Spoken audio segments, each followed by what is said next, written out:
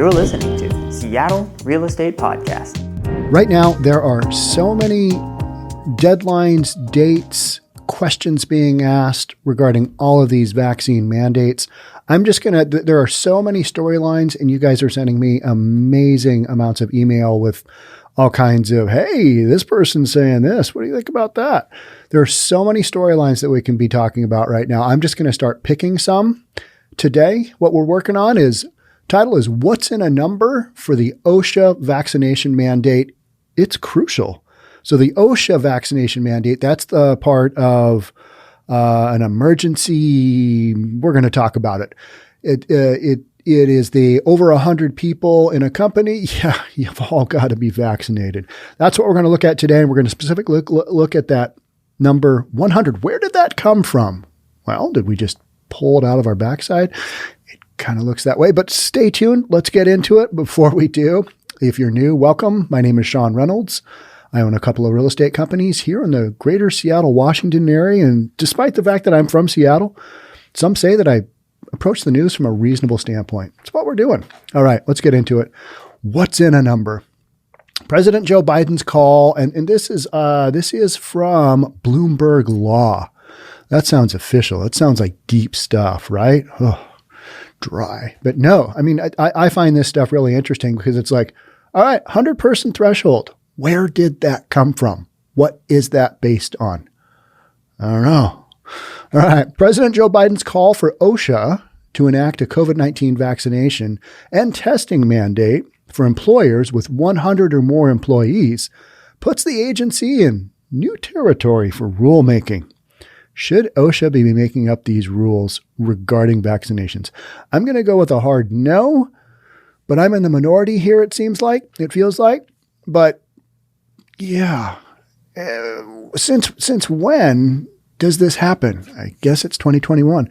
There is no precedent for a 100-person threshold, said Thomas McGarity, who teaches administrative law at the University of Texas' Austin School of Law and follows the Occupational Safety and Health Administration's regulations.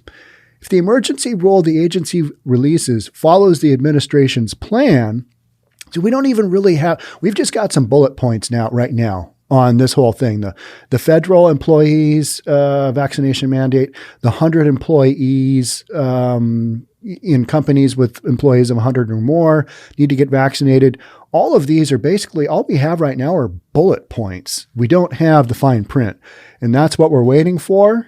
And then let the lawsuits begin. If the emergency rule the agency releases follows the administration's plan to require that businesses with 100 or more employees ensure their workers are fully vaccinated or tested weekly, it also would be one of the few OSHA regulations that exempts employers based on the number of workers, said Jordan Barab, who served as OSHA's Deputy Assistant Secretary for 8 years during the Obama administration. This stuff is all just clear as mud to me. You know what I mean? It's like, okay, 100 employees. Well, how does that even logic? Well, they're big companies. Okay. Majority of businesses in the United States, they're small. Yeah. When you look at the overall sheer numbers, the 100 plus employee threshold raises a range of concerns for employers and advocates, including whether people working from home will be included in an employer's count and how the rule will consider temporary workers and independent contractors. I've got all independent contractors in the Summit side. I've got over 100. Yeah, they're not employees. So big consideration there, but I do not see that happening, but stranger things have happened. That's why we're kind of waiting for the fine print. This is just crazy. People working from home. I know so many people who've been working home since March of 2020. How are they in a position to impact the safety of their coworkers if this is an employee mandate? I mean, there's so many questions. I have a lot of people say, yeah, there's no way that legally that's going to go through. All right, but we're talking about it. You know what I mean? So some employers say that making the 100 employees the all-important number could have unintended consequences. Stephen Sandher, Chief Executive Officer of Arlington, Virginia-based Associated General Contractors of America, a trade group representing commercial construction companies, told the Department of Labor in a September 18th letter that its members justifiably fear that many workers will leave for small companies that are exempted from the standard rather than be vaccinated or tested weekly. I'm getting tons of email of people saying, hey, got this many people in our department. Only this many folks have submitted their vaccination, proof of vaccination. Management, pretty worked up. I mean, and they're going to be worked up because everybody's in a position where we don't want to lose good employees, number one. And number two, we don't have enough good employees in most employment situations right now, no matter what. In so many different industries, they're short on good workers. To have to fire some workers based on a mandate that may or may not be legal. I mean, it's just an incredible pressure on all these businesses that are been struggling because, all right, you're in business, you're closed, you're essential, you're not essential. What day is it? Depends on how your business is doing. You know what I mean? It's just shocking that we're going to throw yet another layer, which is the vaccine mandate, in an economy that is experiencing a massive labor shortage, like 11 million jobs. All right. Well, we're really short a lot of workers. Let's make it even more not eligible for the workplace, right? Numbers game.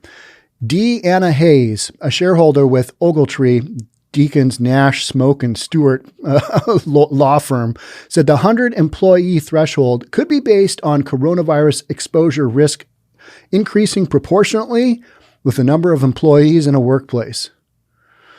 Yeah, but if you're socially distanced, which we're told makes us safe, if you're wearing a mask, unless you're sitting at your desk, we're told that we're safe. The whole thing is just, it's shocking to me that, all right, 100 employees, is this based on any data or science? I guess we'll find out. I doubt it. But it's just a number, right? For the standard to survive, this is where it gets good. For a standard to survive a likely federal court challenge, that's going to happen, OSHA will have to show COVID-19 poses a grave danger to employees covered by the mandate. Is that going to be a tough thing to do? I've watched various videos on, legal experts. Don't you love it when now you just got some dude sitting at home and they say, he's an expert in this. And you're like, oh, okay. What's that in the background? I saw one yesterday on CNBC, and the gal had like an exercise bike right behind her. It's like, okay, you're going to get up from this interview and just hop on your bike and start riding. I don't know. Those are the things that always go through my mind. Completely ridiculous, but that's what I think about. And then I try and focus on what is this person telling me, because they're an expert in employee-employer relations, and I should be listening. But I'm thinking about their workout on the bike. I don't know. That's the whole video from home thing that is a little distracting for me. But you watch these people and you'll hear one guy say, over 100, good Lord. If all these workers go back to work, Rona everywhere. And then other people are like, yeah, there's no precedent for that. And for this, and this reason, I don't really think this isn't based on anything real that we can see. So, why are we doing this? So much of that out there. The Biden administration's plan doesn't seem to account for the type of industry or workplace at issue or for preventative measures an employer may have in place to safeguard workers. Yeah, why does it matter how many employees you have? Where is that? Don't know, but everybody's just like, over 100. Is your company over 100? It is? Not good. I'm going to have to address that. In fact, the White House has released few details about the emergency temporary standard. That's what it is. That's what I was talking about earlier. It's an emergency temporary standard, and you have to be able to prove grave danger. The last time we had this, it was regarding asbestos, I think, was an example. And then also there was something else, and I think it got overthrown. So the emergency temporary standard OSHA is developing, which administration officials have said could take weeks to complete. And yet we've got a deadline coming up here of what? October 28th, I believe, 26th, 28th. I'm trying to keep track of all these dates in my head. It's not working out because I've got state here in Washington. We've got city, we've got county, we've got federal. It's just, I mean, let's be honest. This is a nightmare. In fact, the White House, okay, we already read that. The National Retail Federation and the Retail Industry Leaders Association, in a letter earlier this week, asked Labor Department leaders to answer more than a dozen questions about the rulemaking, underscoring the level of employer uncertainty at this point. Uncertainty? We don't know what the F is going on. That's the bottom line. We have no idea. We've got just these bullet points. Yeah, if you got a company with over 100 vax, get the jabby jab. Bill Principe, co-chair in Atlanta, Costangi, Brooks, Smiths, and Profite. Man, these law firms, their names. They had nothing to do with it. Just read the title. All right. The Workplace Safety Group practice said that he expects OSHA will calculate based on a company's total size and not count each work site separately. And yet they're not all working in one location. So they can't spread the Rona. I don't know. Logically, I do not see this as a reality, but crazier things have happened, right? The agency will need to detail how the 100 employee threshold is applied across a range of work arrangements, such as employees of franchisee businesses, as well as contracted, all right, temporary, and gig workers. Principe said. The retail industry group, trade groups, hit at the same points in their questions and also asked how the agency will define remote workers. This is a nightmare. This is a nightmare for companies, just period. Franchisor fears. That's our next section here. How workers are counted is a central concern for franchisee businesses. Because they're not, I mean, they're franchises. They're like independent little businesses affiliated with corporate, but they're not all working under the same thing. You know, not all McDonald's is McDonald's a franchise? Are they an independent franchise? I forget, but it's an example like that. They're all under corporate, right? But each little business might have how many employees? I don't know. How many employees does a McDonald's have on its roster? I don't know. Is it 20? Is it 30? Got to have all those shifts covered. You know what I mean? Maybe it's less. Maybe it's 10. I'm not sure. But how do you keep track of that? And if you've got, one franchise in each of the states, you got 50 franchises with 10 people, you're way over, 10 people per whatever it is business. You're way over the 100 limit. But realistically, those are independent little businesses operating. And to me, it seems like the threat of spread should be, you know where we're going with that. The group wants the agency to refrain from totaling workers across a franchisor's brand, Lehman said. That approach could make all franchise businesses subject to the rule, even if individual companies have well under 100 employees. Lehman also called for the standard to be clear that where multiple workplaces are operated as separate corporate locations, each location should determine its employee headcount and not be added together as a group. Can you see where this is headed and how difficult this will be to determine? I mean, this could be in court for years trying to figure out all this nonsense. The 100 employee number is not one of OSHA's go-to figures when considering business size. The agency's rules for keeping records of an on-the-job injuries and illnesses exempt employers with 10 or few workers from the requirements, unless OSHA specifically tells the employer to comply. And employers with fewer than 20 workers don't have to annually submit copies of the injury and illness reports. Filing requirements for larger firms vary based on the employee count and industry. But here we are with a vaccine mandate. Everybody that's at a company over 100 employees, which we will determine what constitutes an employee at a later date when we release the full findings. How much do you want to bet that the October 26th or 28th deadline for this federal rule gets kicked out? Yeah.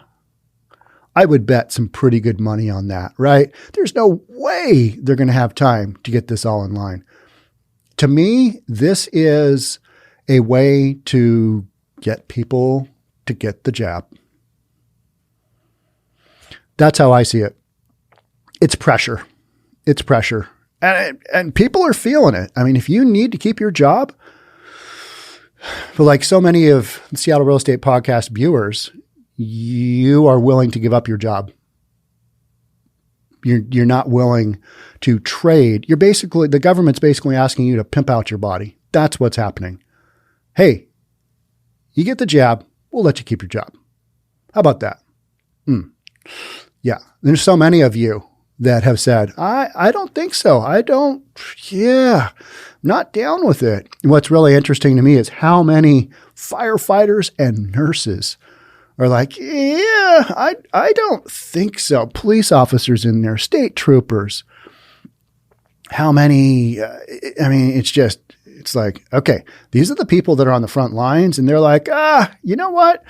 I want a little bit more time to be able to study the actual results of these vaccinations, of the impact they're having on people. I don't need to necessarily rush out right now and do it. Can we have some more time? And yet the federal government with OSHA saying, nope, it's coming in late October. Let's see how that goes. And let's also see what the COVID numbers look like at that point, because the whole grave danger thing, that to me, if those numbers are dropping quite substantially, but then what they're going to point to as, wow, we've got this other variant out here that it could be grave danger. It's where we sit. However, OSHA rules that deal directly with prohibiting workplace hazards don't have exemptions based on an employer's size. Problematic. For instance, regulations mandating full protection gear for construction workers at heights apply whether the employer has 3 or 300 workers. So it's an occupational, situational deal. All right, what do you do for a living? That's pretty dangerous. Don't care how many employees you have, run a safety line. You know what I mean? It's like if a roofing company, you need to wear that safety line with that hook off the top of the roof. Because that makes sense, right? This federal mandate through OSHA for 100 employees. Everybody's like, 100 employees. Where did that number come from? I don't ever remember this being a thing. And I've been in business a long time. Where did that? Yeah, we just pulled it out of our backside. And by we, you know what I mean. That's what it feels like has happened here. And so a lot of folks are, okay, big business or small business, big concerns. The 100 employee floor could pass a court review since courts allow agencies leeway in setting limits on otherwise legal regulations, said Michael Duff, a visiting professor of law at such and such who focuses on administrative law. Agencies have a great deal of administrative discretion, Duff said. Yeah, this is a great deal that we need here to make this thing go. I don't know if this is going to go through. The administration's decision, it's certainly not going to go through the way that it's going to come out, right? I mean, the administration's decision to limit the standard scope could be based on a desire to have OSHA focus enforcement on larger employers because it wouldn't be practical to try covering every workplace, Duff said. That's what I thought, but it's not like companies that are over 100 specifically work in just one industry. I know that, you got the whole tech workers, you've got biotech workers, those work at big companies. How about the banking industry, finance, a lot of big companies there. But then there's also a lot of small, little companies in those same industries. So how does this work? So many questions, zero answers. So, and that's literally what we're doing until these regulations come out in the fine print we can read. We don't really know. We are just guessing, and we're just talking about theoretical situations here. So they may be concerned about financial strains. They may have been concerned about financial strains on small businesses absorbing testing costs, because that's another thing we haven't even touched on. Is okay, you can get tested every week. All right, who's going to pay for that? What does that look like? When do I have to have my test in? We don't really know. Is it going to be ridiculous? Sure feels that way, right? I mean, testing once a week? Okay. Yeah. How much is my job worth to me? That's what it's coming down to, right? How much am I willing to pimp my body out, and how much is my job worth it to me? Can I get a job elsewhere that doesn't require this? A lot of that going on. So many different angles to this deal. And I haven't really tried to mentally work my way around all of them or even address them. I shouldn't say work my way, because I'm just never going to get there. But even just really think about them all, because you start to go from one spot and you go, all right, so if this level of industry is expected to get the jab, all right, what about those guys? Oh, that doesn't make any sense. Small business off the hook. Why is that? Oh, well, because of this. Well, you know what I mean? There's so many unknown. It's all unknown. So Duff added that removing small businesses could blunt political pressure against the standard. Now we're talking about political pressure. Barab said that during his tenure at the agency, OSHA didn't carve out a regulatory exemption for small businesses, despite employer objections over such issues as silica exposure limits for construction and manufacturing, exposure to beryllium dust, and fall protections. I know nothing about that. I'm not even going to comment. All right. So the administration's apparent decision to make an exemption now could start a bad pattern for future rulemakings, Barab said. So we've got that to consider too.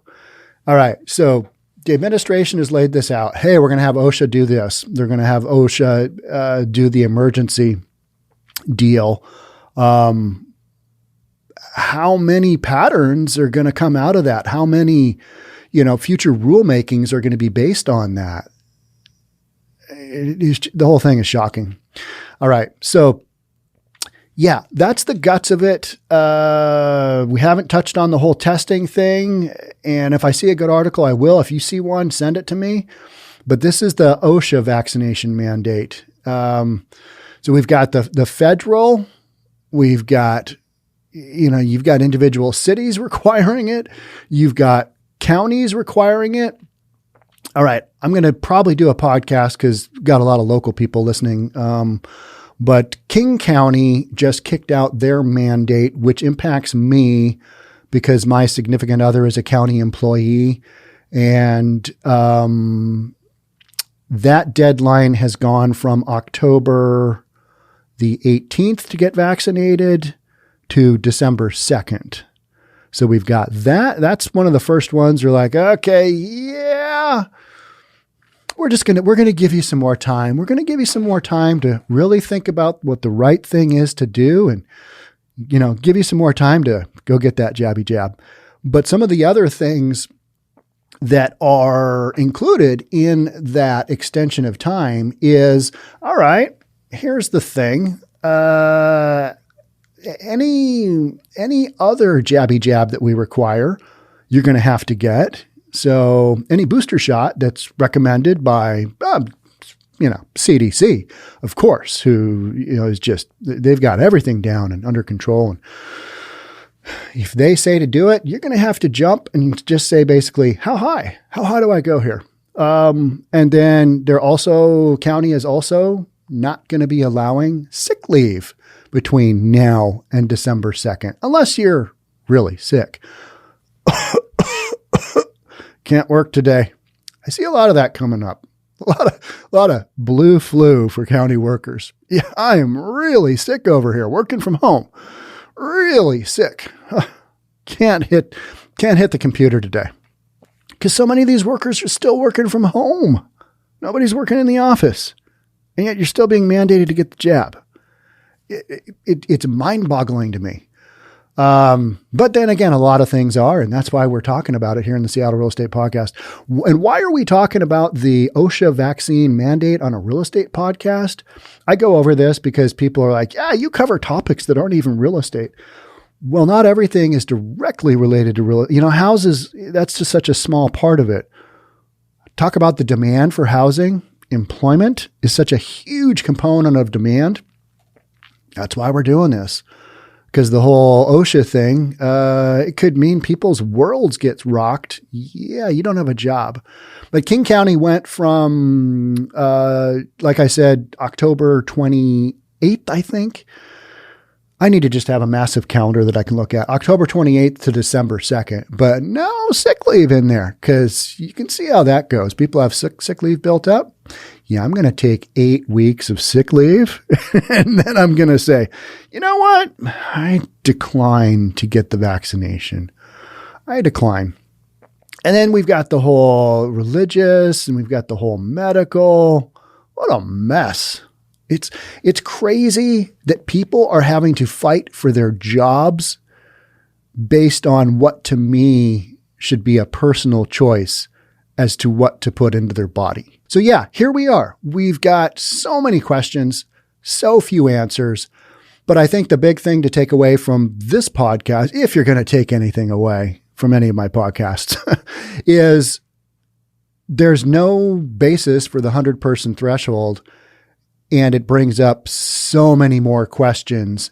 And I think when you start to analyze these in a court of law, there's going to be a lot of holes and there's going to be some troublesome times getting this through. And it'll be really interesting to see how the court systems react to this stuff. I don't know.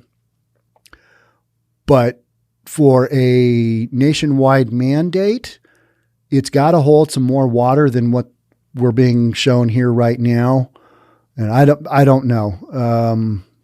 Could this get extended out forever? Yeah, but they're just trying to put pressure on everybody. Hey, go get the jab. We want to see us up around that 90% vaccination rate. And maybe we'll ease off. Does that happen? I don't know. Maybe. Could. Or they just keep going. Now we need 100% vaccination rate. We need 100%. That's never going to happen, clearly.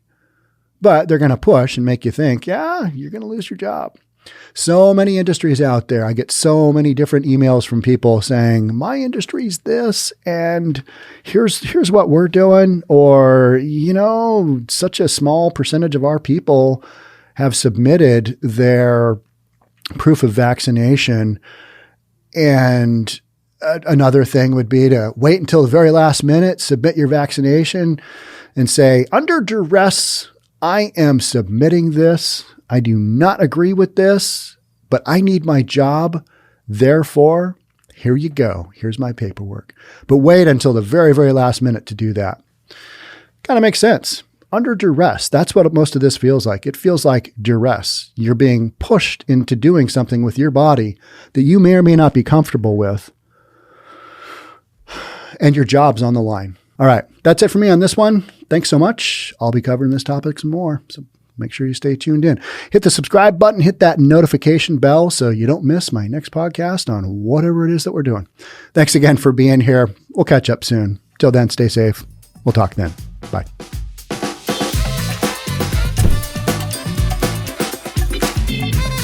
Don't forget to subscribe to our channel and hit the notification bell so you'll know when our next video is out.